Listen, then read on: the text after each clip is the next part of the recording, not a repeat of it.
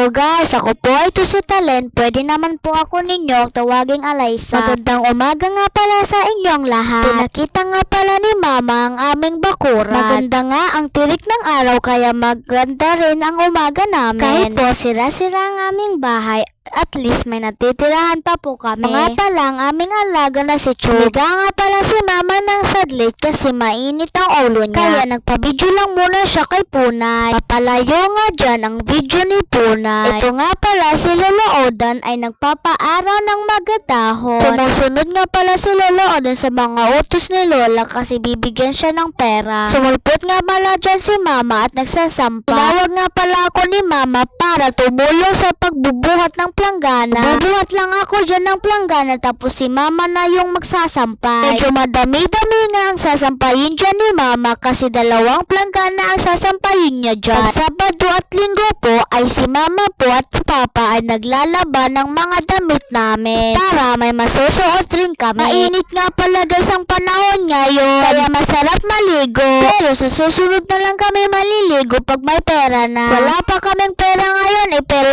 wala pa sila Mamang pera sa pangliligo namin. Babawi na lang kami sa susunod kapag may pera na sila Mama at Lola. Kasi pag may nagaganap po sa amin, sila Mama na kakapatid ay mag-aaragmot para hindi madaya. Ito nga pala si Lolo Toyin. Payag sa pag-video kasi may ginagawa si Lolo. Mapayag lang si Lolo Toyin sa pagpapabidyo kapag may ginagawa siya. Ganyan lang pala si Lolo Toyin kasi magagalitin rin niya. Naayos niya yung kaguran kasi ginagamit rin yan ni Lola. Dito naman tayo kay Lolo Odan. Tatanggal siya ng mga damo. Ang ginagawa nga pala dyan ni Lolo Odan ay naghaharas siya ng mga damo. Hanggang dito lang guys. Bye bye.